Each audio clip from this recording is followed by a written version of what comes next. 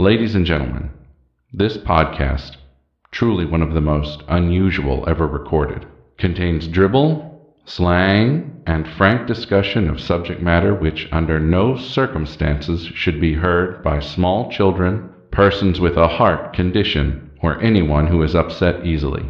If you are such a person, or if you are the parent of a very small child in the room, we urge you to switch off your streaming device now.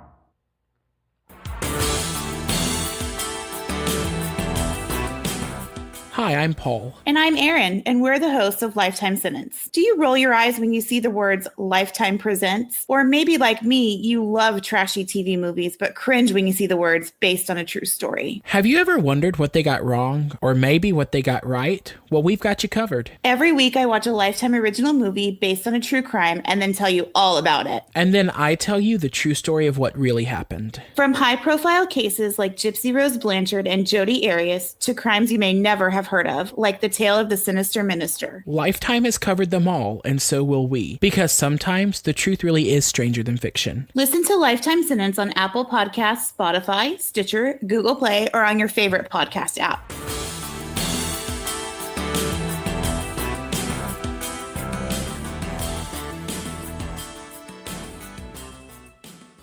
Hi, Jen. Hey, Kim, how are you? I'm great. How are you? I'm doing well. What's going on? Summer's coming up. Summer is coming up. Yay. I know. I think my kids have 11 days of school left. Jen, do you have any big plans this summer? Why, yes, Cam. We have two very exciting things we are doing this summer. The first one is we are going to the Crime Con in New Orleans. Wow. That sounds like a blast. Oh, it is going to be so much fun. We always have fun at Crime Con. I think we're also going to the True Crime Podcast Festival in Chicago in July. We are.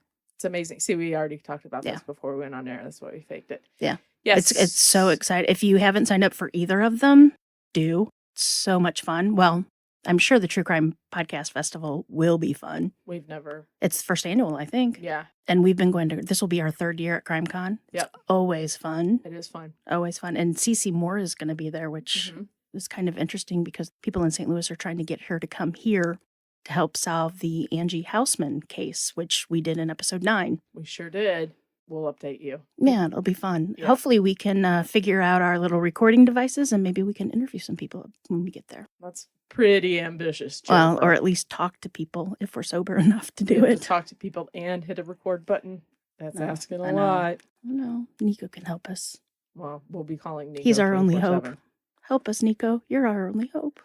We're the friends that he never wanted. Exactly. And he kind of, Forced. Yeah. Yeah. He's His been- mom made us play with him, yeah, or his so- mom made him play with us. Exactly. And now he's never going anywhere. We're 5-stage clingers. Or stage 5 Stage clinger. 5. Yeah. Got a stage 5 clinger, Bob.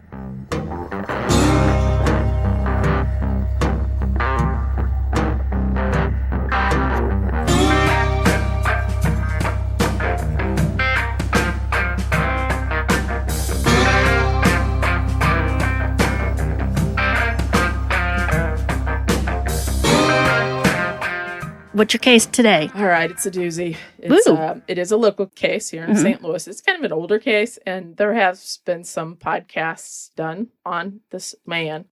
But I think I was able to find some stuff I don't think anybody else had. Ooh. I could be wrong. I usually am. Well, but, we you know. usually do really good research. Yeah, we'll see Well, about that. All right, you ready? Yep. Let's go.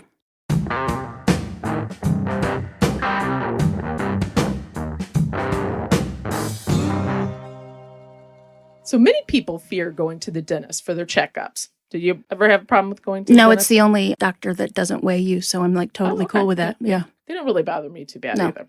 Perhaps it stems from a previous negative experience, such as your dentist hitting a nerve or that gnawing noise of the drill coming near you as you sit in the chair defenseless with your mouth wide open. Oh, you know, when I was little, though, I had a pediatrician dentist that if I would cry, he would cover my nose and my mouth, get me to quit crying. He would suffocate me for a little bit. I think that's illegal. So to borrow a quote from one of the best musicals out there, and I'm not going to sing, but you could if you wanted, but whatever. I don't think I know this You'll one. be a dentist You'll be a dentist. You have a talent for causing things pain. Son, be a dentist. People will pay you to be inhumane. Little Shop of Horrors. It seems that this man we're about to tell you about did take great pride in causing pain, and it wasn't in his dental chair. Dun, dun, dun. It's a Thursday evening in November 1977 when a vehicle approaches an Edwardsville, Illinois home located on a farm. The car with two men inside pulls up to the residence of the Goosewells. One man exits the car and knocks on the front door. Arthur Goosewell answers the door. The stranger informs Mr. Goosewell that he is from the Farmers Union, and Goosewell, of course, being hospitable, immediately invites him inside his home. Minutes later, shots rang out. Arthur and Vernita Goosewell lay dying inside their quiet farmhouse. Arthur was shot, and Vernita was bashed about the head. The Madison County Police receive a call that a man and his wife had been shot and attacked inside their home. Paramedics are immediately dispatched to the residence. Vernita Goosewell dies on the scene, and Arthur Goosewell passes later that evening. The scene is secured, and the Madison County authorities begin to search the crime scene and look for evidence. At first glance, the interior of the house was in shambles, and it looked as if someone had gone through it. So the police, obviously at first, thought, well, maybe this was a robbery gone wrong. With no immediate leads and coming up with nothing, the authorities call in the Illinois State Police. The community is reeling from the savage and unexplained deaths of such a beloved older couple. But no one is more devastated than their son, Ronald Goosewell, and his wife, Barbara.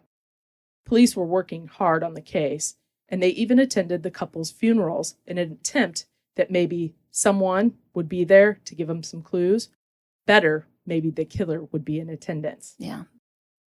What the police did not yet know was that the murderer was operating nearby, and this case would catapult a tale that could best be described as a made-for-TV movie. Ooh. Which incidentally it was, and Corbin Bernstein played in the movie, but we'll get to that. The older couple didn't have any enemies in the area, and the only people that would be benefiting from their death are the couple's two sons. Each son stood to receive $250,000 as part of the parents' estate. Wow. But there was nothing to tie them to the murders. Mm-mm. Ronald's wife, Barbara, had taken out several life insurance policies on her husband shortly after they were married, and, incidentally, without Robert's knowledge. She forged his signature. Ooh, sneaky. Seems totally right? Yeah. Totally normal. That's no reason to be curious about that at all. March 31st, 1979, Ronald left for his job, just like any other day. When he returned home, there would be two strangers waiting in the garage for him, along with his wife. Shocked, and he looked at his wife as if to explain, what the heck is going on here? But it was too late. The shots rang out, and Ronald fell to the hard concrete floor. Still clinging to life, one of the men picked up a sledgehammer and finished him off. The killer then took off Ronald's watch and his wallet and placed the articles, along with the sledgehammer, into a bag. He then covered Ronald's body with another bag. There was a ton of blood on the floor. Obviously. So Barbara began to clean it up as the two men put Ronald's body in the back seat of their car. So she wasn't even pretending to be tied up or kidnapped or anything. She was just there. Barbara would wait a few hours and then call his job and say, Ronald wasn't home. Oh. Did he need to work late? ? Followed by some phone calls to some area hospitals, laying the groundwork. Mm-hmm. Finally, the next morning, she would call the police. It had been 17 months since the death of Ronald's parents, and now Ronald is dead too. The two murderers drove Ronald's body to East St. Louis. They would park the car at a motel known for illicit activities such as prostitution and drugs. Your house? Is that where they went? The old no-tell motel. The no-tell motel. Cam's house. They even put condoms in his pocket to make it look legit. 3 days passed without police finding the missing man when the hotel maintenance man discovers a body in the backseat of a car parked at the lot near the hotel. With no ID on the man, police run the car tags and find out it belongs to the man that had been reported as missing, Ronald Goosewell. The police believe that this man had been cruising for sex and was killed. However, this did not really fit Ronald's personality, so suspicion started to seep in. Could these 3 innocent people from one family die these brutal deaths all within the span of 2 years and not be related? I don't think so. There was no evidence to link them, but something was just not right, and police knew it. Well, here's the deal. When the police looked into the family after the parents' murder, didn't they realize that the wife... Oh, they didn't check that out, huh? No, I just gave that little extra info to you Mm, because, he's dead. He can't say that he didn't sign it right. or that he did sign it. As police were getting frustrated, a break came to them from a man already in custody. Andre Jones told detectives that his girlfriend had lured Ronald into a hotel room with the promise of sex. Jones said the plan was to rob Ronald, but he fought back, and that was unexpected, so Jones murdered him. The Illinois State Police closed the case on Ronald Goosewell, but still were working the case involving his parents. January 14th, 1980, Sophie Marie Barrara left her St. Louis dental lab after working that day. She got into her car, turned the ignition key, and the car exploded. A call comes into the South St. Louis 911 dispatch, informing them that there was a huge explosion and it was a car still on fire. Authorities rush to the scene and run the plates and find out that the car is registered to Sophie Marie Barrara. The St. Louis Bomb and Arson Squad respond as well as the FBI agents in the area. Shockingly, the blast was so strong it sent pieces of her car and her body over a 2-block area. Oh my gosh. Can you imagine? Federal agent William McGarvey was called into the case. Now, McGarvey believed that the bombing was the work of the mob, the mafia. At that time, St. Louis had seen 21 people murdered over the past 2 years by exploding automobiles. 2 operating outfits in St. Louis had been fighting over control of the unions and would often use car bombings as a method to get rid of competing individuals. This one, however, was different, mainly because the victim was a woman and she had no ties to the mob. Unless they mistook her car for somebody else's. But they usually don't make those mistakes. As police are working the case, an agent in the room has a shocking revelation that leaves the room quiet. The man tells them that this bombing seems awful familiar to a bombing that had happened just 10 months ago in South City. On the afternoon of March 20th, 1979, the St. Louis Bomb Squad are called to a duplex on the south side of the city. Authorities take 7 sticks of dynamite from the backyard and bag them up for evidence. They also locate a homemade pressure switch that was made from a 6-volt battery. The devastation that could have been really bad and caused a fatality only ended up a small explosion because it had failed. It did, however, throw dynamite and some debris around, the yard. The resident of the duplex tells police she had heard a loud boom and it woke her up early in the morning. She took a look outside and didn't notice anything, so she went back to bed. She got up that morning, got ready, went to work. She said after she came home, she saw some damage, and then she went to go look, and she had realized that was what she had heard during the nighttime. So she had called police. Police had come to her house. So they get there, they question her, they get all her information. Oh, and can we have your name? Sure, it's Sophie Barrara. So now it was clear someone wanted her dead, but who and why? So they tried to kill her 2 months earlier. Isn't that weird? And failed. By dynamite, too. That's, well, I guess if things are, And South City is like such a non-threatening area. The day after the attempted bombing at her house, the failed one, agents visited her at her dental lab where she worked. They learned that her husband had opened the lab 27 years ago, and although they're now divorced, they still were friends and talked. They also learned that there was a dentist who owed her some money, quite a bit of money, for some lab work. You see, she started charging this dentist because his work was so shoddy with the implants and things that it would take her time to redo it. So the police pay a visit to a man named Dr. Glennon Engelman at his dentist practice. But his alibi checks out and he's taken immediately off the suspect list. Glennon Engelman was born in St. Louis in 1927. He was one of 4 children that were born to a railroad clerk and his wife. Engelman attended and earned his degree from Washington University in St. Louis. It's a Very fabulous big school. Engelman had actually attended college under the GI Bill. He was previously enlisted and was able to attend school and get his dental degree. He set up a dental practice in South St. Louis neighborhood. He was said to often treat poor patients for free. His first marriage to student teacher, which I love that student teacher, Edna Ruth Ball, lasted 3 years. After the divorce, he continued to give her money and they still had sex. That's a recurring theme with him. She continued to see him for dental care. It just made me laugh. I don't know why. His second wife was named Ruth Jolly, and they had since divorced when all this was taking place. Mike Jolly. I guess, yeah. What if they're related? Although physically unappealing, I'm just going to go straight for it. He was not a handsome fellow, okay? Yeah. But I tried to be nice there. Engelman had the strange sexual power. He was able to manipulate women, including some of his dental assistants that worked for him. He would get them to do what he wanted. He was very... Was he charming? Yes, very charming. He was sort of like a good salesperson. He could talk you into things. A sociopath, definitely. Yeah. But he always had lots of girlfriends. Weird. Back to the case. So with the nagging feeling, McGarvey sent the bomb evidence from each of the bombings to the lab, and it was confirmed. Bomb mechanics from both of the explosions matched.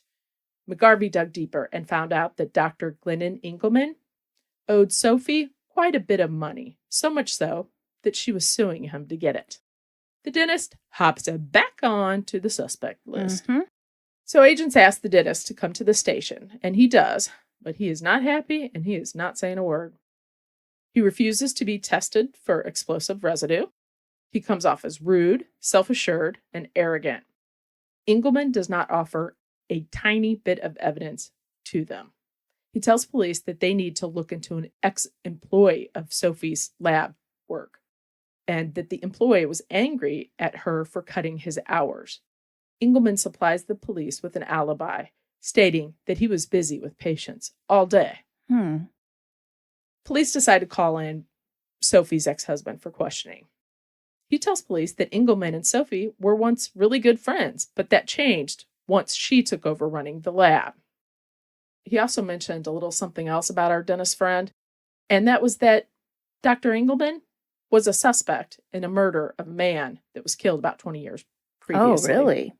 Police pull what they can find on the James Stanley Bullock murder. Now, he was murdered, and it was very mysterious at the time, and the whole city was pretty infatuated with it. It was December 17th, 1958.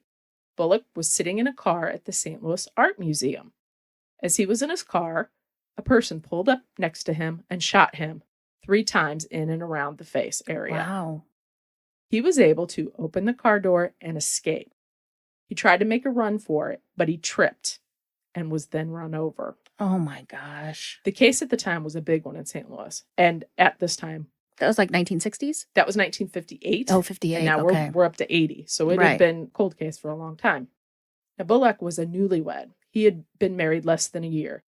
His wife, Edna Bullock, was interviewed by police while she was still in shock. Police ask her if she's ever been married before Right. Bullock. She bows her head and admits, yes, she had, but she had never told him about it. Mrs. Bullock said she had been married 3 years earlier, but it just didn't work out, so they divorced. His name was Dr. Glennon Engelman. Yeah, how do you keep that a secret? At the time, police go to speak with Dr. Engelman, who had by now also remarried and was living with his wife and his mother. He tells police that he'd had patients all day into the evening, and the only time he left his office was to purchase a Christmas gift for his wife. With no evidence and nothing else to go on, the Bullock murder was at a standstill.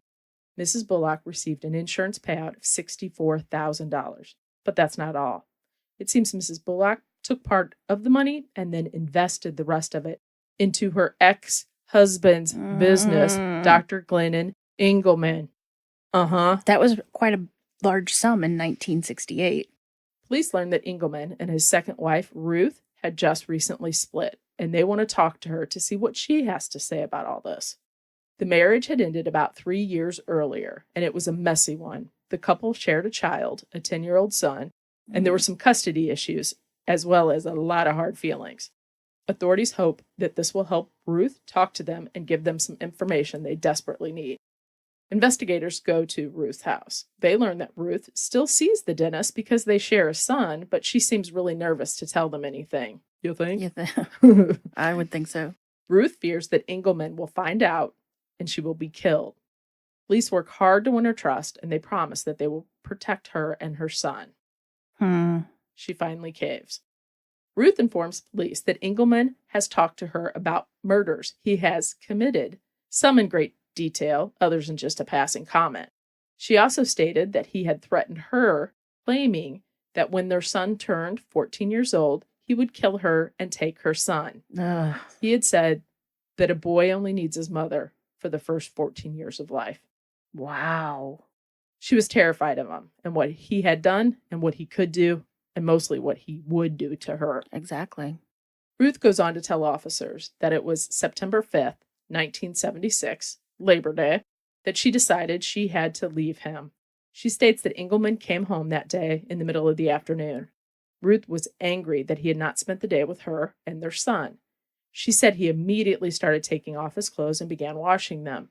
He told Ruth that he had just come from a quarry near Pacific, Missouri, and he had killed a man. Engelman, with a smile on his face, said he just shot him and made it look like hunters did it. The man's name was Peter Helm. The story was horrific, but if it was true, it means Dr. Glennon Engelman was a serial killer. No doubt. And that's something the police wouldn't expect. Was not aware of. He sounds like a really nice guy. Right? Yeah. I'm so going to him for my dental care. We should do a commercial for him. 26-year-old Peter Helm was married to a woman named Carmen Miranda Helm. The couple had went for a hike in the quarry area that afternoon, but only one of them would walk out. Police respond to a call that a man had been shot in the back, and as they arrive, he's barely clinging to life. Helm was pronounced dead upon arrival at the hospital. Investigators interview his wife while still on the scene. She tells them that they were walking and a shot rang out of nowhere, and Peter fell to the ground. She told them that she didn't even realize what had happened. Carmen walked authorities to the location where Peter had been shot. As one of the officers looks up, and this gave me chills, he sees an X marked on the rocks high above in duct tape. What? The murderer marked the target spot in which to shoot Peter, just like crosshairs on a rifle. Really? Hidden under a pile of leaves, police find a bolt-action rifle with a telescopic sight. The rifle was tested, and it turned out to be the weapon that did in fact kill Peter, but it was clean of fingerprints. The serial number on the gun indicated that it was stolen. Without much to go on, police take a closer look at the wife, Carmen. Carmen, who was so upset by the death of her husband, had checked herself into an area hospital. When police visit her, she is being watched by her brother, Nick. Carmen tells authorities that she went to the quarry that day to explore caves and just bond with her husband. Police also learned that Peter was heavily insured, even though the couple had not been married a full year. Carmen would stand to gain around $80,000 if her husband Peter died. At the time, they knew something was amiss, but they had no evidence to tie her to the crime. While police are now revisiting the crime scene, some things that didn't mean much during the initial investigation are now glaringly obvious. It's not looking so good for old Carmen, but it's about to get a lot worse.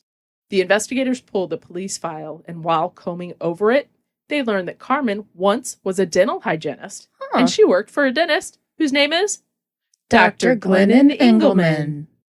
Wow. This meant that not only Engelman was involved in this murder too, but that his ex-wife, Ruth, was telling the truth about the murder. This was good, but they still needed evidence to prove it all out. Agents, again, reach out to Ruth, and they set up an interview with her at a nearby hotel room, fearing that she would be harmed if Engelman caught on. Ruth opens the interview by telling police about yet another murder.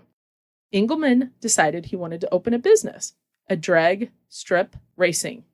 I had to look this up, so I guess it's just like a strip, and then they drag race it, and that's a business, right? I guess, Well, yeah. Welcome to Missouri, people.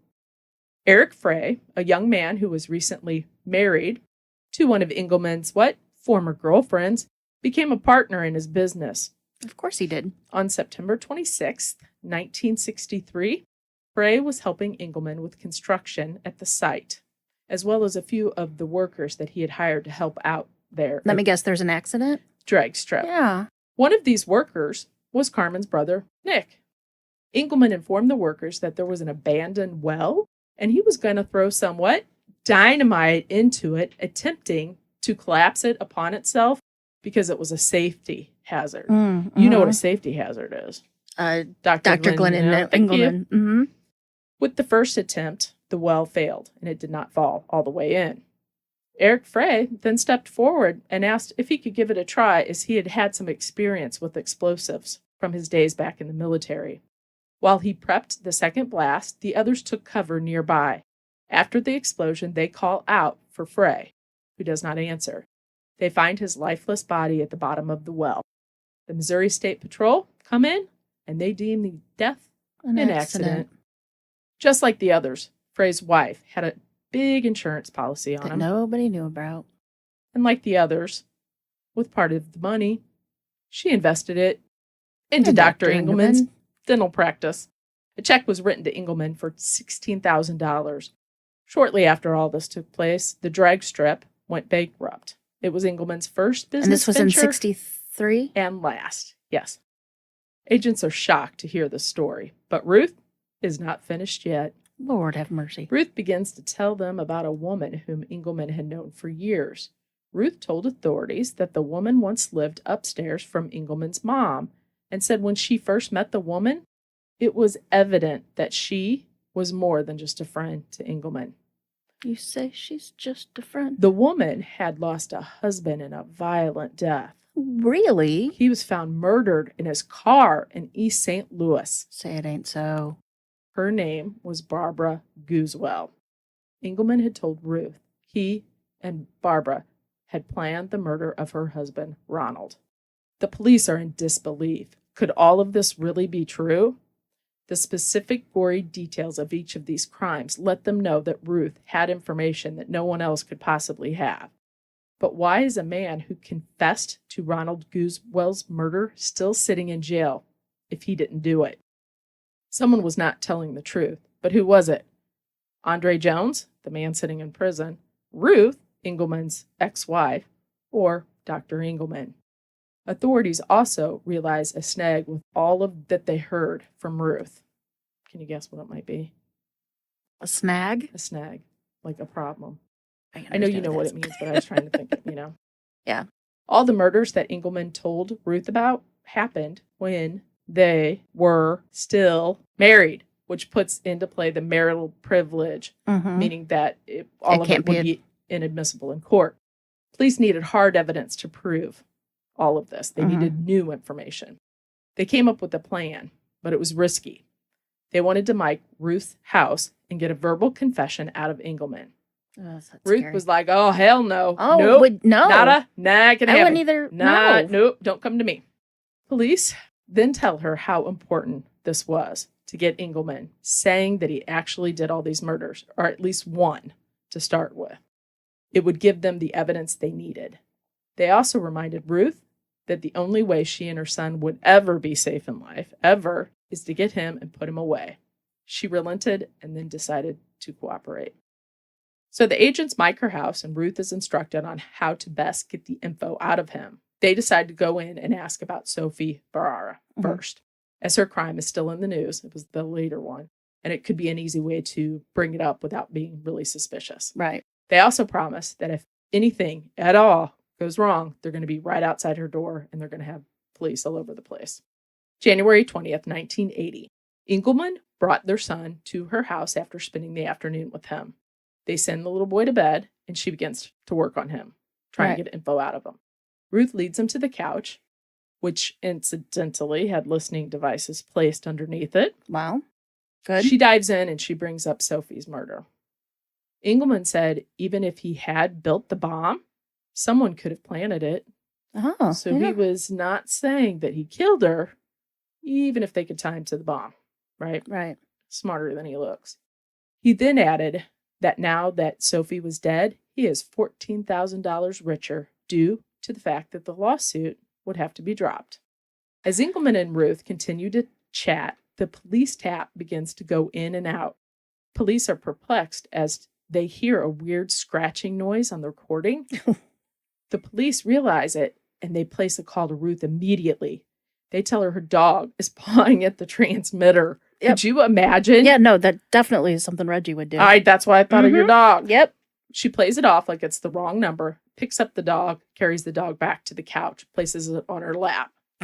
Right? Uh-huh. You're not going anywhere. I wonder what kind of dog it was.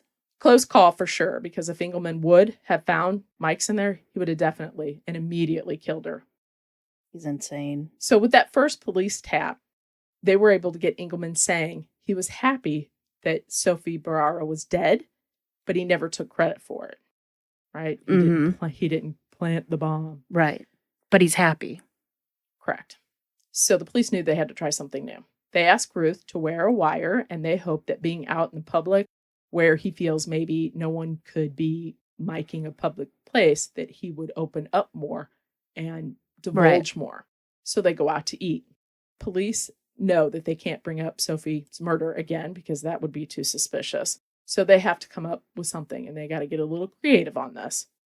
Authorities, as they sometimes do, decided to have the police leak some information to the local news media with the hopes that it would mean that the hungry little news reporter would go visit him in his office and then run a story on it, and then that would be in the news, and therefore she could bring that up to him. Yep.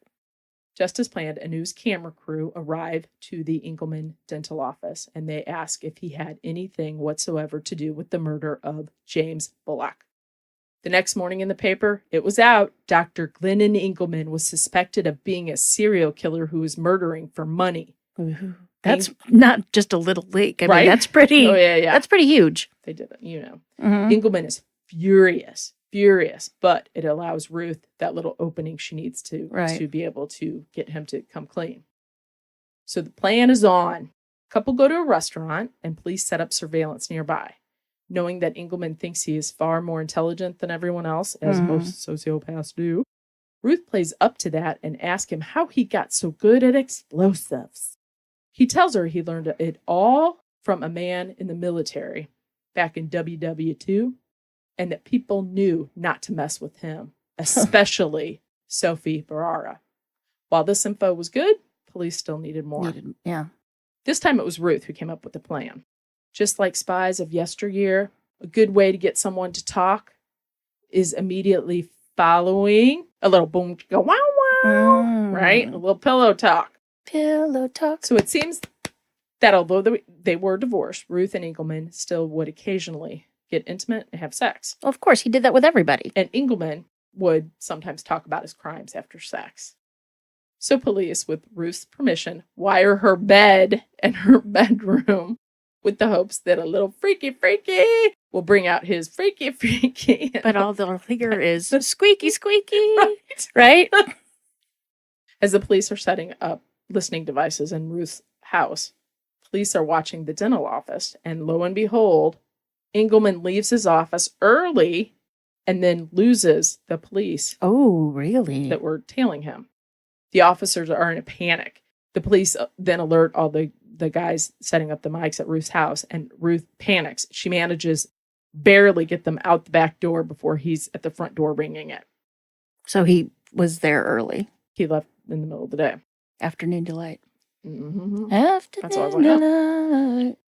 Engelman knocks on the door. He had just dropped by to bring their son a gift. Mhm. Couldn't stay long, he says. He left, and the Oh. police came back and finished up the sting operation. Oh, okay. It wasn't too long after everything was set up that Engelman comes over, and the two have relations. And in bed, Engelman starts talking, but it was not quite what they were expecting. As the two are chatting, Engelman tells Ruth that she seems to be asking a lot of questions. At this point, he reminds Ruth that he was the one that did the electric in the condo, and he knew where every wire was located and what it was used for. This was his threatening way to tell her that if she'd ever consider trying to wiretap the place, she would be killed. Right. Police decide that they have to pull all the mics out of the house. Of course they do. Ruth, however, continues to work with them, and she starts helping them transcribe all the audio tapes that they've collected. While there was some juicy details, nothing was there to definitely link him to any of the murders that they had suspected him of. The authorities know that they have to get him out to a public place to discuss it, and they needed to hurry because he was getting suspicious. In the meantime, police leaked some more information to the media. This time it was about Peter Haum's murder. Now, that was Carmen Miranda's Yes, it was. husband. Yep. You know, little sidetrack here. Ruth, Uh-huh. could you imagine having sex with somebody not only that you divorced, but killed people? And I just, Creepy, right? No, I couldn't do it. Sorry. I don't know, though. Maybe she was It's just like, so skeevy. scared of him. True, And I bet but you he was still, still giving her money, too. maybe. I don't know. But it's all tainted money. Yuck. Valentine's Day comes around, and Ruth asks Engelman to take her out to eat, and he agrees. Spend the evening together. Knowing Engelman has been getting suspicious, they plan to go to a public place again with the hopes of him being more open, as in before. Ruth brings up the Helm News article and asks Engelman if Carmen got a lot of money from her husband's death. Engelman, now feeling that he was not being listened to, Right. begins to open up. Engelman goes on to say that he was given part of the settlement and that Carmen's brother Nick gave him the cash. Ruth, in an attempt to get him fired up, asked if maybe they skimmed off the top and kept it for themselves. Engelman said Nick and Carmen wouldn't dare because Nick knows that I know a guy that will do a simple hit for $1,000. The police had Ruth ask him why all these people were killed. Why did he kill all these people? He said it was all for the money. Ruth, still trying to get him to say more, to say something incriminating, tells Engelman she's afraid that Carmen is not well mentally, and she thinks that she's going to blab. Engelman then tells Ruth Carmen won't talk because he and Carmen share a bond stronger than any sexual intimacy. He then looks into her eyes and says, Carmen and I have been homicidally intimate. Bum, bum, bum. I think it's weird that he equates sexual intimacy with murder. Weird. And there it is. The admission that Engelman and Carmen conspired to murder her husband and get money for doing it. It wasn't the strongest evidence, but it was the strongest they had. They began to work to put a case together. They knew they had to get the man off the street, so what they needed was a witness or an accomplice to testify against Engelman. Authorities know that Ruth and her son were not safe as they were getting closer to getting Engelman, so the two were given new identities and placed into the witness protection program. Wow. I know, it was pretty cool, huh? That's very cool. Authorities need someone to talk, and they had an idea. They would arrest Engelman and the three he had mentioned on the wiretaps, which were Robert Handy, Nick Miranda, and his sister, Carmen Miranda. Robert Handy was the second man that was waiting in the garage when Ronald Goosewell came home. They would arrest all four at the exact same time to alleviate them being able to speak with each other and Right. possibly run. Officers would then tell them Engelman was arrested as well and push them to talk. Here's my funny thing. So Robert Handy, his fake name, which I'm so glad, and this just cracks me up, it was Rick Carpenter. Rob Handy. Isn't that funny? Okay, Handy Carpenter. It just made me laugh because I was like, that's what they thought. As is so often the case, one criminal can't go down without taking someone with them. Of course.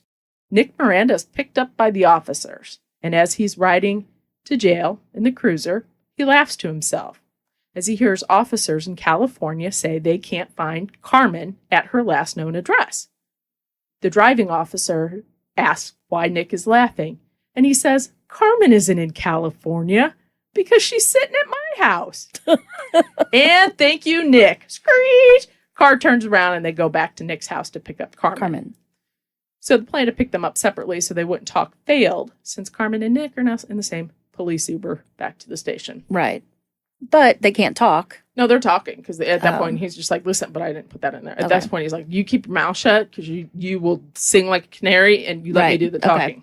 I thought that they would talk about, okay, this is what we're going to say. Well, kind of. That's what they didn't want to happen. Exactly. She was like a crying lunatic mess. So, February 24th, 1980, agents began to interview the suspects separately. Handy, who had been a longtime friend of Engelman, isn't talking. He is like, I am not giving up anything. Mm-hmm. So now they put all their hope into Nick and Carmen. Investigators tell Nick that they have enough evidence to prosecute both of them and put both of them away for a long time, if not life. Knowing that the Mirandas were close, they go in for the kill. They offer Nick a deal, his testimony for his sister's life. In exchange for talking, they will give Carmen only 22 years for conspiracy to murder. Nick shoots it down and demands immunity for both of them. And if they get it, he will see they both talk. You with me on that? Like what happened? Right. So this is obviously a really tough call. Should the prosecutor let Carmen walk in exchange for testimony that will put Engelman away, or do they chance it and try to convict with no witness testimony? Knowing that they really didn't have a case without testimony, they had to have someone talk.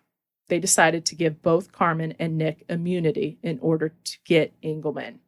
Not what they wanted, but what they had to do to get Engelman. It's the best of a Knowing bad situation. He would definitely strike again. Right. The deal was now in place, and Nick began talking. He tells them that he had known Engelman for a long time and had heard about the death of his sister's husband right after it happened. Nick said when he heard it, he immediately knew Engelman was involved in several murder for hires. Police then interview Carmen to see what she had to tell them. She tells them that she had known Engelman her whole life and had always looked up to him. When she was about 18 or 19 years old, she began working in his dental office. One day, she told Engelman she was barely making ends meet and she just couldn't get ahead of her bills. Engelman told her he knew how to get ahead. He proceeds to tell her to find a man and marry him, take out several life insurance policies, and collect on them. Well, Carmen thinks this is a terrible plan because she doesn't want to wait until she gets old before she gets the money. Engelman then clarifies the plan with her. He tells her that he will kill the man for her because, after all, he'd done it before. At first, Carmen didn't believe him, but as time went on, the two began to talk about it almost daily. She trusted him and she believed him. She thought he was a really smart person, being that he was a dentist and all.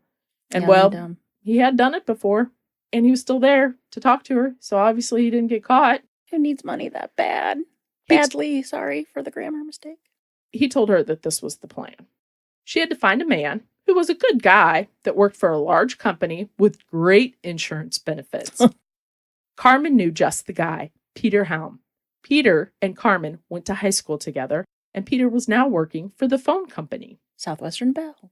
They started dating and soon were married. She quit working for Engelman at that time, but Engelman said, "No worries. When you're ready and all those policies are in place, you just let me know and I'll kill him." It was right before the couple's first wedding anniversary that Carmen called Dr. Engelman, saying she was ready. Engelman drove to her site for a rehearsal run-through, and the plan was in place. It was at that time that the X was drawn, and she was instructed to take him to that point. The day had arrived, and Carmen asked Peter to go to the quarry to do some exploring and spend some time together. He was then shot and killed. The experience was not quite what Carmen had expected, and it left her pretty traumatized. Oh, I would think so. She refused all the money, had Nick do the payoff to Engelman, and then Nick kept the rest for himself. She didn't even take a dime. Keep it. Also, when all this occurred, she panicked. She froze and she started screaming her head off, which this is like a little park area or whatever. Mm-hmm. And so Engelman had to rush up to her and kind of shake her and Calm her down. knock it off. And that's kind of where he tossed that gun in the bushes or whatever. And on her way out, she was panicking and crying hysterically and ran into somebody and said, "Call 911." So Engelman was there and passed those same people, right? But they never guessed it. Dr. Glennon Engelman was now going to be tried for the murder of Peter Helm. In September of 1980, the trial began. The prosecution had a little surprise in store. Ruth, who was now living elsewhere by a different name, came out of hiding to testify to the voice on all the tapes, claiming that yes, indeed, that is Dr. Glennon Engelman. While he was on the stand, he was asked about the homicidal intimacy, quote, and he got very angry. The prosecutors loved it, and they kept feeding into it until his anger was full-blown rage. He exploded on the stand, and the jury witnessed it all. They finally saw Dr. Glennon Engelman for the monster he really was. After deliberating just 55 minutes, the jury returned with a verdict of guilty, and Dr. Glennon Engelman was sentenced to life in prison. His accomplice, Robert Handy, got 17 years. I wonder if he'll be popular in prison with a last name like that. I would think so. Following his first trial, he was tried and convicted of the murder of Sophie Barara and received another life sentence. Prosecutors also believed he was responsible for at least 3 more murders, but there was still the issue with the young man, Andre Jones, who was sitting in prison for his admission of the killing of Ronald Guswell. So the police knew that they had to try to figure out why he would confess to this. Mm-hmm. And they really needed to know what he knew about the murders. And Right. the easiest way to do that would be to try to get him to reveal that information. So the police decide that they're going to take Jones out of prison, little day trip, and they're going to drive him around. And the Illinois State Police pick him up from his cell, drive him to East St. Louis, where Ronald was found. Oh, I thought they were going to take him to one of the strip clubs. No. Police then ask him to show them exactly where the car was parked when it was found. Jones was unable to do it. It was obvious he was not involved. So now they needed him to tell them why in the world he would admit to a murder that he had absolutely nothing to do with. Jones was brought in for a second interrogation, and he told them he was forced to confess. There was a police officer that was looking for a promotion. He gave all the files to Jones and told him that if he didn't confess, the officer would harm his family. Oh, you're kidding me. What can you? And he was pretty young. He was a younger kid. So he was off the hook. Right. He never murdered anybody. So he was doing his jail time so they would leave his family alone. How sad is that? It's horrible. They were now free to go after Engelman as well as Barbara Guswell for the murder of the Guswells and the death of their son, Ronald. Police pay a little visit to Robert Handy, who had up until now not said a word about any of these crimes. The state attorney goes into Handy and they say, hey, we need to make a deal. Because, here's the deal. We have the power to say who gets the death penalty and who does not. Now, which one do you want? Right. Obviously, they're realizing he was a lot more involved in this than just conspiring. They told Handy that the most he would serve would be 14 years with his present sentence. It's So not much. attended, they would add on the 14. He starts to sing as if he was Jen on the podcast. Woohoo! Robert Handy tells investigators that he had first heard of the scheme while visiting Engelman at his office. A woman named Barbara stopped by and had told Engelman she had met a man who worked at an oil refinery and they were going to get married. Engelman told her to take additional policies out on him and, hey, I'll kill him for you. So in essence, as Barbara was signing her wedding license to Ronald, she was also signing his death certificate. How terrible is that? Handy went on to fully discuss the exact details of the night of the murder, including how the 3 of them were waiting in the garage for Ronald to come home that night, and then they shot him. This was the first time that the officers had heard he was actually killed in the garage. Up until that time, they believed he was killed in East St. Louis. They shot him or they used a sledgehammer? They shot him first. Then one man picked up the sledgehammer, which was Engelman. Police go to the home, which is now owned by somebody else, and they test the garage floor with luminol. Lights up like a Christmas tree on Christmas Eve. Blood is everywhere. From a head wound? Of course it is. Mm-hmm. August 10th, 1984, 4.5 years after the murder of Ronald Guswell, officers arrest Barbara Guswell, who is vacationing in Florida. On her, they find a passport and a one-way ticket to Europe. Huh. Seems old Babs was keeping up with the news here in St. Louis and was planning her little getaway. Sorry, Babs, park's closed. Turn around. Turn around. Wow. Right? Barbara Guzman Boyle hires renowned lawyer F. Lee Bailey, but is still convicted of her husband's slaying. Barbara got 50 years, but ended up serving less than half of that. It was right around 24 years. She was released in 2009 at the age of 67. Wow. Having plenty to go on, the authorities plan to charge Engelman with the deaths of the Guswell couple, as well as their son Ronald. To avoid the death penalty, Engelman finally admits guilt. Engelman revealed a little bit about himself. He claimed that he had a talent of being able to kill people in cold blood and feel no guilt no remorse. He thought he would be able to use this talent to earn money. In the quote, but it was something like, everyone has a talent. Athletes play sports, singers sing songs, and everybody makes money off their talent. And my talent is I can kill people in cold blood and feel no guilt or remorse. And I thought, hey, I can make some money off this. Wow. Glennon Engelman was convicted of the murders, 5 people, but suspected of more. He died in prison in 1999 at the age of 71 from complications of diabetes. Dr. Glennon Engelman was a horror movie come to life. By day, a mild-mannered dentist. By night, for a price, he would take out your worst enemy, and he enjoyed killing more than the money. The end. He did, though. That was not for... He didn't even end up making that much money. He liked the killing. That's what he liked to do. He liked the killing, but he made over $100,000 on... Yeah, but he was a dentist. One killing. He made a lot of money anyway. Well, I know, but still, he didn't... But the amounts, and I didn't get it because of the money. And I was just going back. It really wasn't. Like, when he was younger, he would kill animals, and then he started Of course, they killing usually do. big game, and that just wasn't doing it. He liked the planning, like how we're going to do it, how we're going to, Right. And Getting away with it. The setup. He liked pulling it out. He always thought he was the smartest one in the room, smartest guy in the room. And he might have enjoyed having these women I mean, look how many come to him he to did. kind of He loved it. save them from their marriage. There was also one, but I only found it one place, that with many of these and like women he would date, they would kind of almost like a dating site. They would choose people together. You know what I mean? Like, make sure you do this and make sure the guy. So for Carmen Miranda, he's like, you need to choose this kind of guy. He needs to be a nice guy that everybody likes, and he needs to be, right. So he would mold them, groom them. And these women would be like, okay. Dumb women. Dumb. Don't ever get away with it. So I believe that they suspect at least he did 3 more, but I could never find what they were. We'll have to get on that and check it out. Check it out, girl. Wow. Anyway, that's it. I know we got stuff to do. It's our biggest, what do you call it? Producer. He's proud of the fact he's like, it's our producer. It's the, what do you call it? Executive producer? Throws money at you. No, like our investor? No, but like they do it that they're really rich. And this is just like sugar daddy? Yes, that's it. No, he's our sugar daddy. No, like the side, a philanthropy. There we go. He's our podcast is his philanthropy. Like he endowed. He's endowed. All right. Just kidding, Steve. Yes, he was very proud when he read our Patreon that we just opened. And he's like, ooh, this means I'm executive producer, right? I get total control. And I'm like, you get the same control with the podcast as you get the control at home.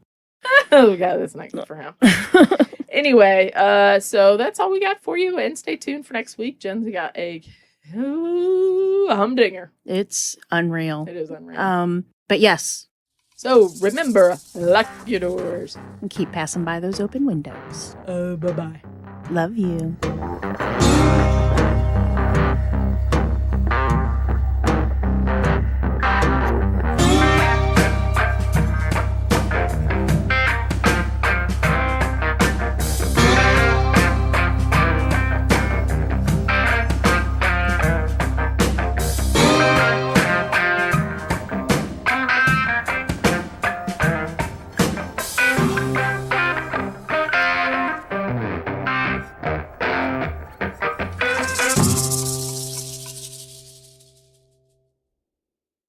I can't sing. I do know Little Shop of Horrors. Nope. Or something. No, whatever.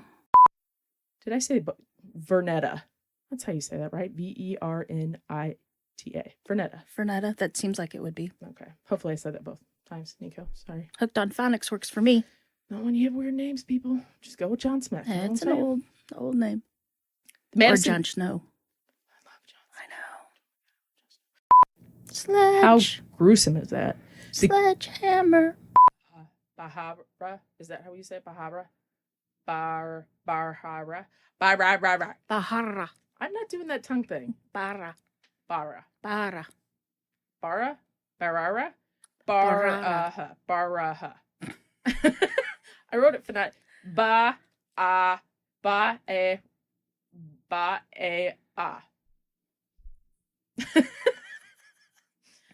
Oh, Lord. Maybe I'll just go with Sophie. Here we go.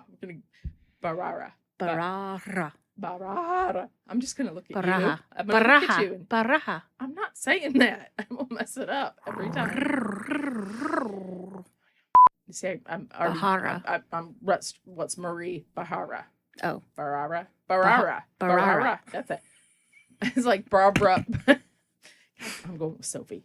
I'm gonna say You that said again. bullocks. Bullock. which is- It's Bullock. Isn't that Sorry. a curse word? Bullocks. Yeah. Bullocks. This- Sorry to offend you, Nico. I know that's a British slang, isn't There's it? a bloody British slang. It's what it bollocks. is. Bloody bollocks. Okay. I'm gonna go back here. Sorry. Roof. Keep- Roof. Roof. The roof. The The roof. roof. The The roof roof is is on on fire. fire. 26-year-old. Get your free M6. Get Never a mind. cavity filled and your husband killed all in one day. We do it all. Sorry. Oh, I'm Chiquita Banana, and I'm here to okay, reveal. get it out. No, go You ahead. done? No, Carmen Miranda. That's I know. somebody must have been a fan. Handy was that. Handy. This How handy Wait, was see, he? okay, this is funny. I'm going to tell you that. Let me get this out. I'm sorry, Nico. Jennifer's so rude. Okay. Because I can't even say this guy's name now because it makes me laugh because of you. I mean, it makes me laugh because of you. And that sounded like Mark Wahlberg talking really quick like that. You know how he does that? Did you ever say it like when he does that? Okay. Mm-hmm. Nico, give me an N-I-C-O. Nico. Yeah, well. Oh, I'm sorry, Nico. You deserve better than this. You really do deserve better. N-I-C-O. N-I-C-O. N-I-C-O. Oh, Nico, And you're so Nico fun. was his name. Oh. Oh, Nico, you're so fine. You're so fine. You blow my mind. Hey, Nico. Hey, Nico. Hey, Nico, you're so fine. You make our podcast sound real fun. Hey, Nicky. Nico.